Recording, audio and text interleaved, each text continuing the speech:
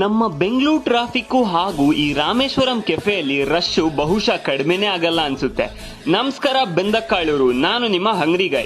Rameswaram cafe ಅವರು successful ಆಗಿ ಅವರ 4ನೇ ಔಟ್ಲೆಟ್ ನಮ್ಮ ರಾಜಾಜಿನಗರಲ್ಲಿ ಶುರು ಮಾಡಿದ್ದಾರೆ. ದೋಸೆ ಬರೋಕೆ ಟೈಮ್ ಆಗುತ್ತೆ ಅಂತ ನಾವು ಶುರು ಮಾಡಿದ್ದೆ ಬಿಸಿ ಬಿಸಿ ಗೀ ಪುಡಿ ಇಡ್ಲಿಯಿಂದ. ಇಡ್ಲಿ ಮೇಲೆ ಗೀ ಹಾಗೂ ಪುಡಿ ಒಳ್ಳೆ ಟೇಸ್ಟ್ ಕೊಡುತ್ತೆ ಕಣ್ರಿ. ವಡೆನೂ ಚಿಕ್ಕದಾಗಿ ಕ್ರಿಸ್ಪಿಯಾಗಿ ಚೆನ್ನಾಗಿತ್ತು. ಇವರು ತುಪ್ಪ ಬಳಸೋ ದೃಶ್ಯ ನೋಡಿ ನನ್ಗನ್ಸಿದ್ದೇನಂದ್ರೆ ಇವರು ಇಡ್ಲಿ ಅಥವಾ ದೋಸೆನ ಸರ್ವ್ ಮಾಡೋ ಮೊದ್ಲು ಕ್ಲೀನ್ ಆಗಿ ತುಪ್ಪದಲ್ಲಿ ಸ್ನಾನನೇ ಮಾಡಿಸ್ಬಿಟ್ಟು ಕೊಡ್ತಾರೆ ಅಂತ. ಈಗ ನಮ್ಮ ಬೆಂಗಳೂರಲ್ಲಿ ಟ್ರೆಂಡಿಂಗು ರೂಲಿಂಗು ಎಲ್ಲ ಪುಡಿ ಇಡ್ಲಿ ಪುಡಿ ದೋಸೆನೆ.